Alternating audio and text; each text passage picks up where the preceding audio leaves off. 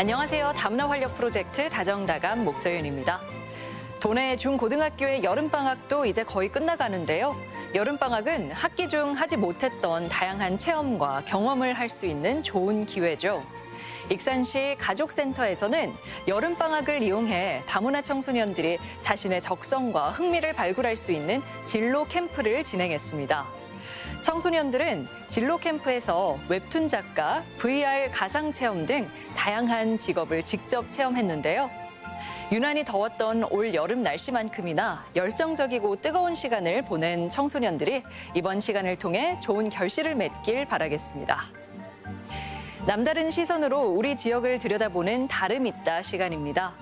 우즈베키스탄 결혼 이주민 딜로자 씨가 군산의 역사 문화를 체험하는 특별한 여행을 다녀왔다고 합니다. 영상 함께 보시죠. 군산 원도심을 중심으로 특별한 세상이 펼쳐졌습니다. 밤이 되면 새로운 아름다움을 뿜어내는 군산 야경을 감상하며 문화재에 얽힌 이야기에 매료되는 군산 문화재 야행이 열린 건데요. 우리의 밤은 당신의 낮보다 즐겁다. 딜로자와 군산으로 시간여행 떠나볼까요? 군산 대항과 원도심. 도심 자체가 하나의 역사 박물관이라 해도 손색 없을 정도로 수많은 근대 문화유산이 있는 곳이죠. 오늘 밤바람을 맞으면서 하니까 참 좋네요. 그리고 군산 문화재 야행이 오늘 처음이라 너무 기대되네요. 그럼 군산 문화재 야행 본격적으로 즐겨볼까요? 안녕하세요. 네네네. 좀 설명해 주세요. 도장 찍으시면 돼요. 도장이나 스티커 드려요. 네, 알겠습니다. 여기서부터 여기까지 도장 찍으면 된대요. 한번 도전해 보겠습니다. 갑시다. 군산에는 일본인에 의한, 일본인을 위한 군산을 꿈꾸었던 가옥이 한 채 남아있는데요. 일제강점기 때 만들어진 집이잖아요, 이거는. 일제강점기는 우리나라 사람들은 호롱불로 힘든 시기를 버텼는데 히로스는 여기 전기랑 수도까지 됐다고 해요. 어머나, 어린이 해설사의 똑부러진 설명이 귀에 쏙쏙 들어오네요. 어떻게 해설자가 되시는 거예요, 오늘? 역사를 모르시는 분들을 위해서 역사를 알려주고 싶어서. 너무 좋았어요. 막 역사에 대해서 그 나이에 막 많은 것을 막 관심 있게 그리고 감정적으로 막 설명을 듣고 놀랬어요. 저는 솔직히. 첫 번째 스탬프 꾹! 이곳은 뭘 하는 곳일까요? 뭔가 열심히 설명을 듣는 딜로자. 아하, 직접 향교를 만들어 볼 수 있는 체험존이네요. 만들어 보니까 어때요? 재밌어요. 재밌어요, 정말? 역사에 대해서도 조금 정보를 얻을 수 있게 되었어요? 네. 향교를 만들었으니 선비복도 입어봐야죠. 선비 경력직답게 찰떡으로 소화하네요. 언제 막 그 대장금 인상도 입어보자. 향교를 만들고 받은 시식권으로 시원하고 새콤한 차를 마시러 왔는데요. 이거 혹시 이름이 뭔가요, 선생님? 우미자차예요? 시원하고 너무 좋아요. 사계절 다 먹어도 좋지만 그래도 시원한 그 얼음을 넣어서 여름에 마시면 더 좋겠죠? 오미자차의 새콤달콤한 매력에 어린 학생들도 빠졌습니다. 신선한 체험들을 많이 할 수 있어서 재밌고 새로운 경험이었던 것 같아요. 요즘에 집에만 있었는데 가족들이랑 같이 나와서 노니까 재밌었어요. 옛문화 체험하기 미션 클리어! 잠시 자리를 옮겨 뜬다리 부두를 찾았습니다. QR코드를 스캔하니 장소에 대한 상세한 설명이 이어지는데요. 이곳 역시 우리의 아픈 역사가 담겨 있음을 확인할 수 있었습니다. 미국 수단의 중심 자리였다는 거네요, 여기서. 일제강점기 호남평야에서 생산된 대부분의 쌀이 군산을 통해 일본으로 보내졌죠. 미국 수탈과 농지 수탈을 위한 자금 관리를 위해 세워진 근대 건축물 역시 야간 개장으로 천천히 둘러볼 수 있었고요. 한쪽에선 전통 공연으로 행사에 흥을 더합니다. 우리 우즈베키스탄에서도 이런 행사들이 여기 지역마다 있어요. 역사를 알 수 있는 박물관 같은 거 소개를 하고 여기 어린 해설자님처럼 거기서도 어린이들 즐길 수 있는 행사도 있으면서 좀 비슷한 점도 발견했어요. 어느새 군산에 밤이 찾아왔습니다. 사람들의 들뜬 발걸음도 이어지네요. 날도 어두워가지고 군산 야행이 이제 본격적으로 시작될 것 같아요. 어린 아기들은 여기 하면서 선물도 받나 봐요. 호기심 많은 딜러자가 그냥 지나칠 수 없죠. 어린 친구들처럼 다녀야겠네요. 너무 감사드려요. 이분은 복장이 예사롭지 않은데요. 행사장을 지키는 이들의 정체는? 여기 야행을 재밌게 즐기려면 어떻게 하면 좋을까요? 일단 공연을 첫 번째로 즐겨주시면 되겠고요. 많은 부스들, 체험 부스들이 많이 있어요.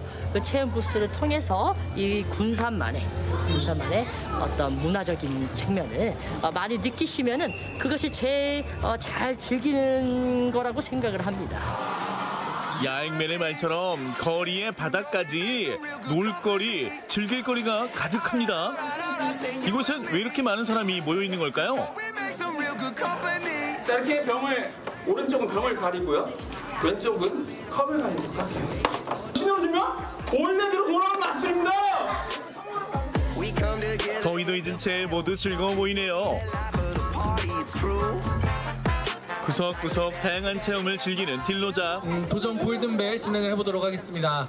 원래는 아이들만 참여를 할 수가 있고요. 정말요? 네. 저도 오늘 아이예요. 네네네. 일일 아이 딜러자 이 친구들과 퀴즈를 겨루게 됐습니다. 파이팅 친구들.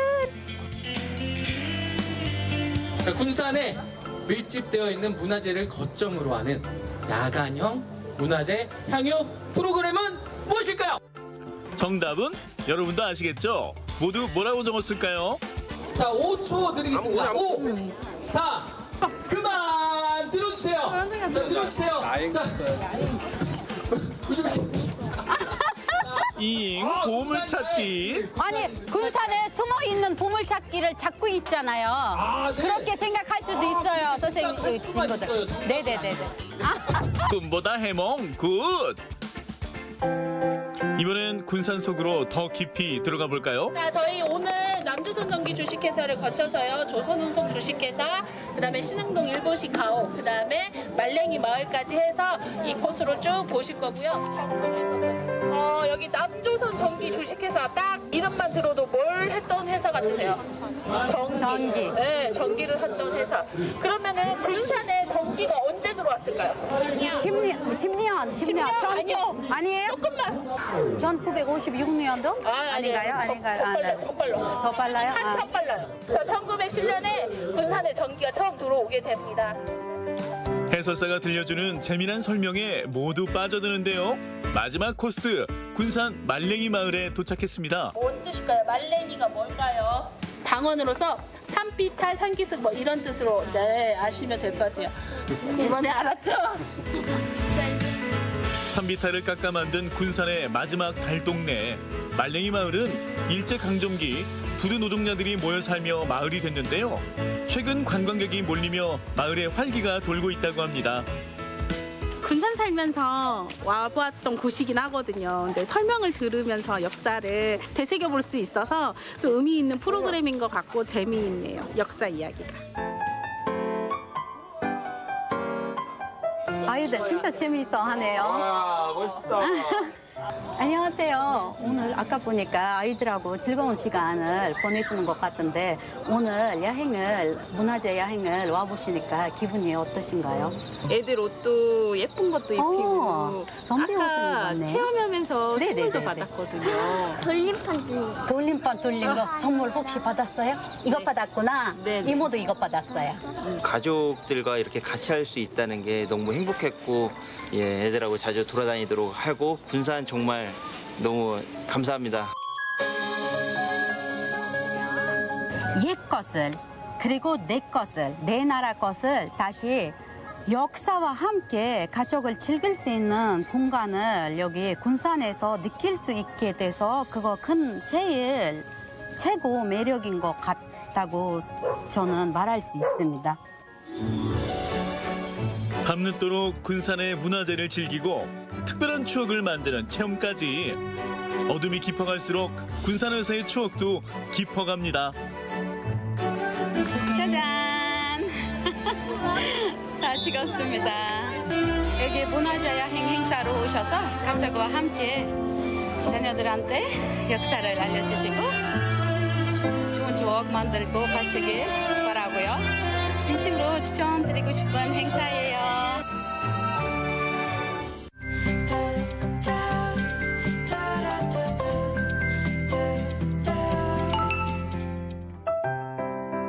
다문화 가족들의 영상을 통해 문화의 차이를 이해하는 랜선 다문화 가족 시간입니다.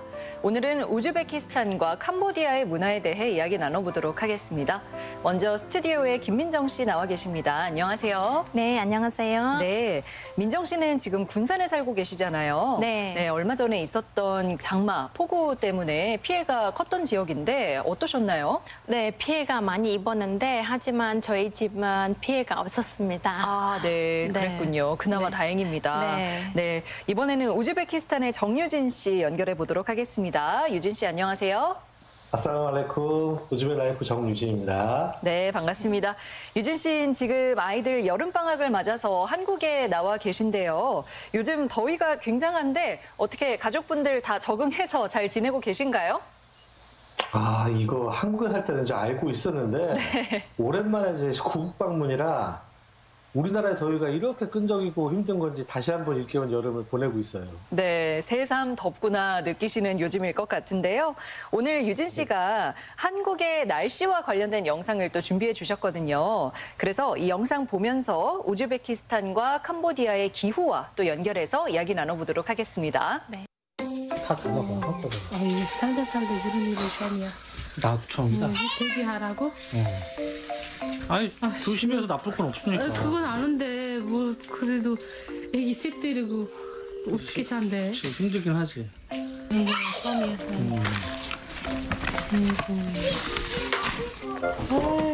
아, 지금 뭔가 대피하는 모습인가 봐요. 그런 것 같아요. 몇 살부터 다 피난시키라고 지시가 내려오고.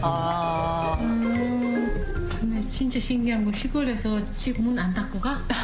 누구 없어? 신기해. 집에 갔다 왔으면 이런 거 하면. 제 입장 봐도 신기해요. 아, 그런 거예요? 네. 거지된다.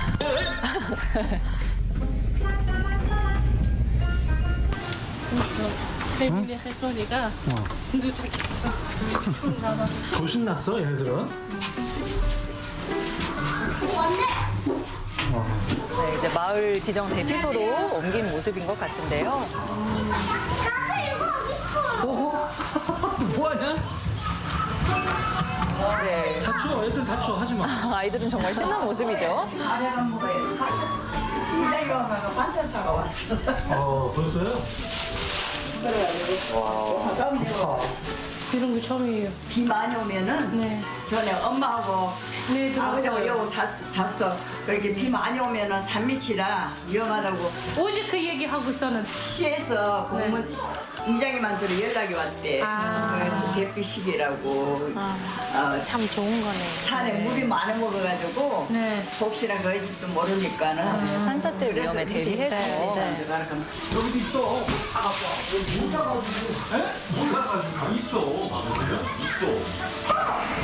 네, 집이 아닌 장소에서 함께 있다 보니까요. 뭔가 좀 부산스러운 모습이에요. 원래 이럴 때는 애들 신나.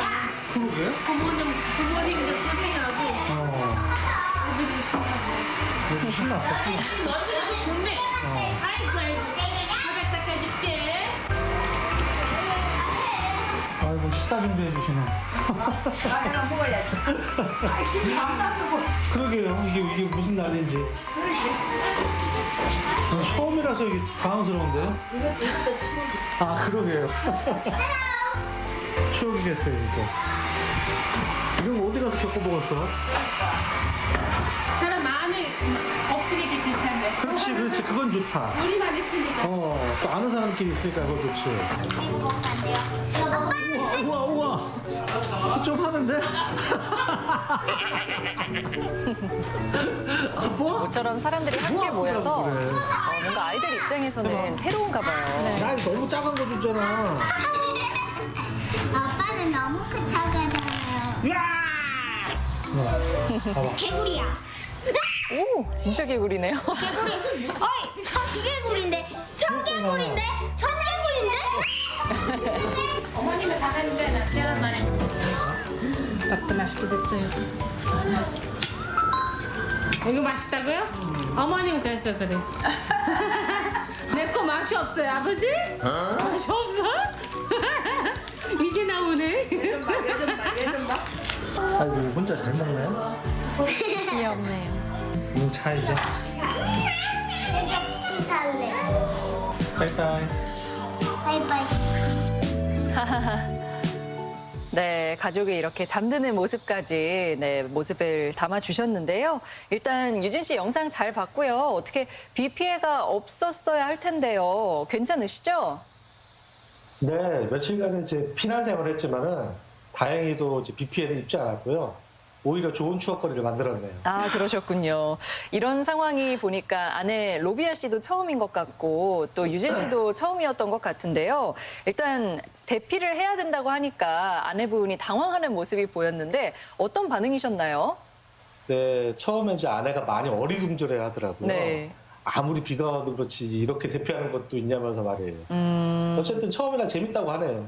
네, 그러니까 그만큼 우즈베키스탄에선 비 피해로 인해서 뭐 이렇게 가족이 집을 나와서 대피를 해야 하는 상황이 드문 것 아닌가 하는 생각도 드는데요. 우선 한국은 여름에 장마 혹은 태풍에 대비해서 보통 준비를 철저하게 하는 편이거든요. 네. 이제 민정 씨 같은 경우에는 캄보디아에서 오셨는데 캄보디아는 어떤가요? 캄보디아 날씨를 구체적으로 말씀을 드린다면은 두 계절로 나눠져 있는데 오기와 건기예요. 오기는 5월부터 시작해서 10월까지 비가 계속 오고 그리고 건기는 말 그대로 비가 오지 않은 계절이에요. 그러면은 이 건기는 너무 이게 덥고 하지만 근데 최저 온도가 22도이고 최고 온도가 38도예요. 근데 한국은 더울 때는 막 습이 올라오고 그렇죠. 근데 캄보디아는 햇살이 엄청 뜨거워요. 너무 뜨겁고 막 제일 더울 때는 40도까지도 올라가기도 해요. 근데 습도가 높지 않아서 이게 시원한 그늘 안에서 있으면은 괜찮거든요. 네, 그런 거 있는데 근데 12월부터 1월까지는 날씨가 좀 시원해요. 새벽에 있으면은 춥고 한 18도 정도 내려가는데 근데 시민들이 뭐 두꺼운 이불 그런 거 없으면은 좀 추운 거를 많이 느껴요. 근데 한국 사람은 이런 계절은 놀러 가기 딱 좋거든요. 근데 오기는 진짜 비가 소나기를 너무 많이 내려온 거예요. 5월부터 10월까지는 진짜 한국 사람이 처음에 보면은 진짜 놀랄 정도로예요. 이 비 줄기가 엄청 두껍고 맞고 있으면은 아플 정도로예요. 아, 그래요? 근데 캄보디아는 태풍이 오면은 농촌 그런 거는 피해 가지만 근데 태풍은 많이 오지 않더라고요. 그래서 주변국에서는 많이 오는데 오게 되면은 캄보디아가 좀 장마비처럼 한 일주일 정도 연속적으로 비가 내려오더라고요. 그래요. 그러면은 비가 많이 내리기는 하지만 뭐 농촌 지역 제외하고는 사람들이 대피해야 할 정도는 아니다. 이렇게 정리를 해도 괜찮을까요? 그런 것도 있지만 근데 강 쪽에 사는 분들은 피해 많이 입어요. 그럴 때는 비 오기 전에 오기 전에 육지로 이동해야 돼요. 네네. 네. 그러면 결국 한국과 비슷하게 캄보디아는 오히려 네. 이제 우기에는 비가 더 많이 올 테니까 네. 뭐 미리미리 대비해서 준비를 하는 모습은 비슷한 것 같은데요. 네, 네. 우즈베키스탄 같은 경우는 어떤지 좀 궁금해요. 유진 씨, 그 우즈베키스탄에도 여름에 자연재해가 있는 편인가요? 어떤가요? 아니요. 우즈벡은 반대로 여름엔 비가 오질 않아요. 비가 내리다가 이제 증발해버리는 마른 비 현상 때문이거든요. 그래서 이제 장마 태풍이라는 단어는 생소하고 오히려 더울 때는 한낮의 기온이 50도 이상 올라가는 것도 있어서 뜨거운 돌에 계란을 깨면 익을 정도죠. 아, 그래요. 그러면 정말 이 수해가 익숙지 않은 모습일 것 같은데요. 네. 민정 씨 같은 경우에는 캄보디아에서 오셨으니까 네. 그러면 그곳에 사실 때 직접 네, 네. 뭐 비를 피해서 대피하거나 이런 경우가 있으신 건가요? 없었어요. 제가 사는 동네가 짬까르인데 네. 이 짬까르는 위 동네에 있거든요. 그래서 피해 본 적이 없었어요. 아, 그러면은 윗동네는 비 피해가 없는 쪽인 건가요? 네, 네. 아, 그러면 캄보디아도 뭐 어떤 지역이나 지형에 따라서 피해가 큰 곳이 있고 적은 네. 곳이 있고 그러겠네요. 네. 근데 최근에 프놈펜 수도 있는데 네. 거기가 진짜 3년 만에 예.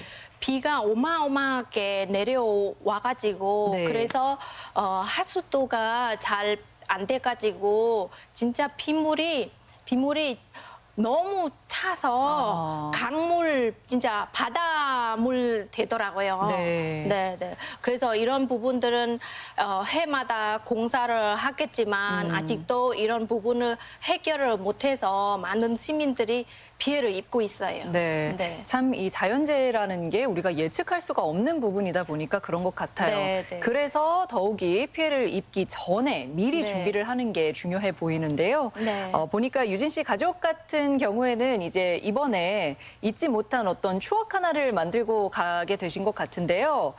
특히 아내 로비아 씨 입장에서는 이런 걸 뭐 뉴스를 통해 접한다든지 할 경우가 많지 않잖아요. 그래서 더욱더 새롭게 느껴지지 않았을까 싶은데 어떠세요? 아내분은 어떤 반응이었나요?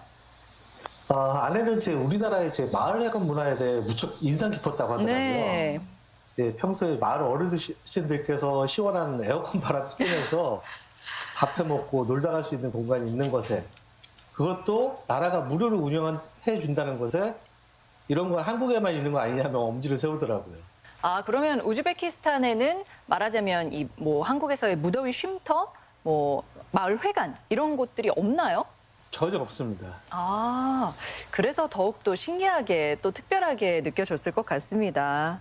네, 이제 민정 씨 같은 경우에는 지금은 한국에 살고 계시지만 처음에 네. 한국에 오셔서 어떤 수해가 있고 난 후에 한국의 네, 모습을 네. 보면서 아, 캄보디아와 이런 부분은 다르구나라고 느끼신 적 있을까요? 네, 많이 느끼는 것은 진짜 한국이 진짜 잘 사는 나라 느끼는 이유가 네네. 첫째는 뭐 시민들이 어려운 겪을 때는 모금 돈으로 이렇게 후원을 해서 지원을 하고 그리고 국가 지원에서는 어려운 사람들도 이렇게 후원으로 하니까 네. 진짜 볼 때 캄보디아는 진짜 나중에 이런 부분을 개선해서 한국처럼 이런 부분을 하면은 참 좋은 것 같더라고요. 네, 저희 한국에 이제 오래 산 사람들 같은 경우에는 네. 이런 모습들이 워낙 익숙해서 당연한 거 아닌가라고 생각을 하는데 이렇게 네. 유진 씨 얘기 들어보고 또 민정 씨 얘기 들어보니까 아,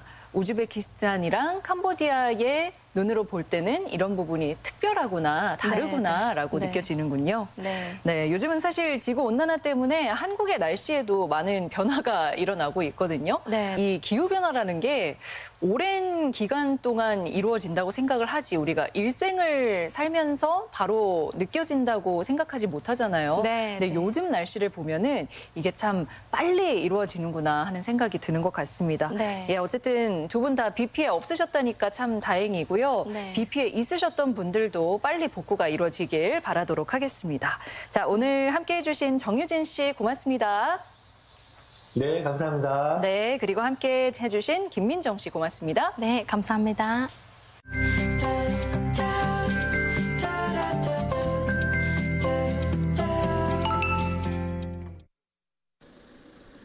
지난 4월 주한미군이 활주로 공사를 이유로 폐쇄를 통보하면서 운영이 전면 중단된 군산공항. 공사가 마무리 수순에 들어가면서 공항도 운영을 재개할 채비에 들어갔습니다. 알려진 재개 시점은 그런데 당초 미군이 통보한 계획보다 보름가량 늦어진 다음 달 중순. 지구촌 축제인 세계 잼버리와 여름 휴가 특수까지 물 건너갔습니다. 공항에서 차량으로 약 30분 거리에 4만 3천여 명이 집결하는 잼버리를 눈뜨고 바라만 보던 처지인 겁니다. 전라북도와 한국공항공사 등 관계기관들은 미군 측과 정확한 일정을 막판 조율 중입니다. 미군 측에서 공사를 원래는 당시 8월 31일까지 마무리를 하기로 했었는데 활주로 공사는 다 마무리가 됐고 유도로 공사 마무리 부분만 남아있어서 일부 희소식도 있습니다. 경영난으로 부침이 장기화하면서 재작년 3월 군산공항에서 철수한 이스타항공. 올 초 새 주인을 만나 지난 4월부터 타 지역에서 운항을 재개한 데 이어 군산 제주 노선 취향을 염두에 두고 최근 군산공항에서 다시 사무실을 차리는 등 이용객 맞이로 분주합니다. 저번 달 정도부터 해가지고 준비를 하고 있는 것 같아요. 일하기보다는 운항 재개 위해 가지고 이것저것 준비하고 하는 것. 국토교통부 승인 절차만 마무리되면 다음 달 기존 진에어를 비롯해 전라북도의 하늘길을 담당하는 2개 축이 복원될 전망. 하지만 노선은 여전히 군산, 제주 하나뿐이고 운영을 둘러싼 환경도 큰 변화가 없습니다. 해당 노선이 만성적자라 이걸 유지하려면 항공사 손실을 전라북도가 대신 떼워야 하는데 매년 수억 원대 도민 혈세 지출이 불가피합니다. 코로나19 방역은 완화되고 잼버리까지 열렸지만 번번이 기회를 놓친 군산공항. 미군 측에 이용료를 주고 더부살이를 하는 열악한 현실만 재확인한 겁니다. 현재 전라북도는 군산공항 노선 유지를 위해 항공사 손실 보전금을 얼마로 책정하는지 파악하는 용역 조사에 착수한 상황입니다. MBC 뉴스 조수영입니다. 진안군 농촌 일손 지원센터는 일손 관리와 지원을 맡으면서 전반적인 외국인 계절 근로자 관련 업무를 수행합니다. 특히 외국인 근로자 입출국을 비롯해 4대 보험, 통장 개설 등 생활 민원 지원과 함께 인력 배치와 이탈 방지 등 현장 관리에 역량을 집중합니다. 현재 진안군 관내에는 MOU 체결 국가 167명, 결혼 이민자 사촌 이내 가족 초청 170명 등 모두 337명의 외국인 계절 근로자가 입국해 있습니다. 근로자와 사업주 간의 다양한 갈등 해결로 예측 가능한 농업 경영이 될 수 있도록 농촌의 부족한 인력 관리에 최선을 다할 것입니다. 익산시 도시관리공단이 출범해 시민 중심의 공기업으로 자리매김해 나갈 것을 다짐했습니다. 공단은 도시환경팀과 체육시설팀 등 3개 팀으로 운영되고 스포츠와 공영 주차시설물을 포함해 4개 분야 8개 공공서비스 사업을 추진합니다. 또 스마트 기술 혁신과 ESG 경영을 통해 공공성과 효율성을 극대화한다는 방침입니다. 기관의 역량을 발휘해서 비용을 절감하고 시민에게 최상의 서비스를 제공할 수 있는 기관으로서의 역할을 수행할 것입니다. 순창군이 어르신들을 대상으로 스쿠터와 휠체어 같은 전동 보조기기 사용 안전교육을 실시했습니다. 전문 강사의 지도 아래 기기 작동 및 관리 방법, 도로교통법규 등에 관한 내용으로 진행된 이번 교육은 안전에 대한 경각심을 높이고 건강한 노후 생활을 지원하기 위해 마련됐습니다. 남원 요천의 물놀이 시설이 침수 피해가 복구돼 보름 만에 재개장했습니다. 시설은 이달 말까지 무료로 운영되는데 2주마다 1회 이상 수질 검사를 실시하고 용수는 매일 교체하며 20명의 안전요원을 배치해 사고 예방에 만전을 기하고 있습니다. MBC 뉴스 임홍진입니다.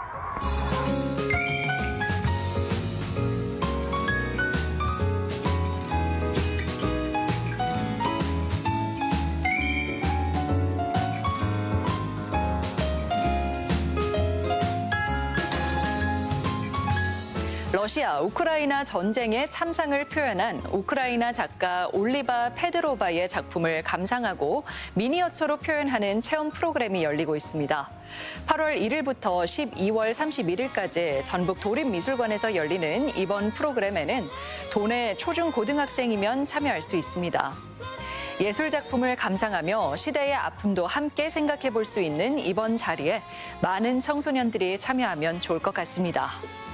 다문화 활력 프로젝트 다정다감 오늘 준비한 내용은 여기까지입니다. 함께해 주신 여러분 고맙습니다.